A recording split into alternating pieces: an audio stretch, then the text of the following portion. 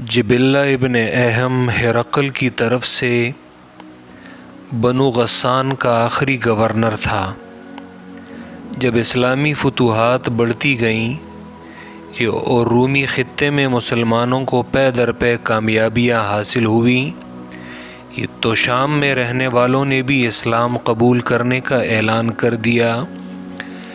جبلہ نے بھی خطے کی صورتحال کی نزاکت کو بھانپتے ہوئے اپنے مسلمان ہونے کا اعلان کر دیا۔ تو اس نے سیدنا عمر رضی اللہ عنہ کو درخواست بھیجی کہ وہ مدینہ طیبہ آنا چاہتا ہے۔ سیدنا عمر رضی اللہ عنہ اس کے اسلام لانے اور مدینہ حاضر ہونے کی خواہش سے بہت خوش ہوئے۔ وہ مدینہ آیا تو بڑے کر و فر کے ساتھ پہنچا۔ اس کے ساتھ بڑی تعداد میں باڈی گارڈز اور محافظ بھی تھے۔ کئی دنوں تک وہ مدینہ میں سیدنا عمر فاروق رضی اللہ عنہ کی مہمان نوازی سے لطف اندوز ہوتا رہا۔ تو اس نے خواہش ظاہر کی کہ وہ حج کرنا چاہتا ہے۔ بیت اللہ کے طواف کے دوران رش کی وجہ سے بنو فزارہ کے ایک شخص کا پاؤں اس کی چادر پر آ گیا، جس کے نتیجے میں اس کا ازار کھل گیا۔ جبلہ غضبناک ہو گیا۔ وہ ابھی نیا نیا مسلمان ہوا تھا کہ اس نے اس آدمی کو اتنے زور سے تھپڑ مارا کہ اس کی ناک سے خون پھوٹ پڑا۔ وہ فزاری آدمی سیدنا عمر رضی اللہ عنہ کی خدمت میں حاضر ہوا اور جبلہ کی زیادتی کے خلاف دعویٰ دائر کیا۔ سیدنا عمر رضی اللہ عنہ نے جبلہ کو بلا بھیجا۔ وہ آیا تو پوچھا، جبلہ تم نے اپنے مسلمان بھائی پر ظلم کرتے ہوئے اسے تھپڑ کیوں مارا؟ تو اس نے جواب دیا کہ ابھی تو میں نے اس سے نرمی برتی ہے، کہ اگر مسجد حرام کا تقدس نہ ہوتا تو میں اس کا سر قلم کر دیتا۔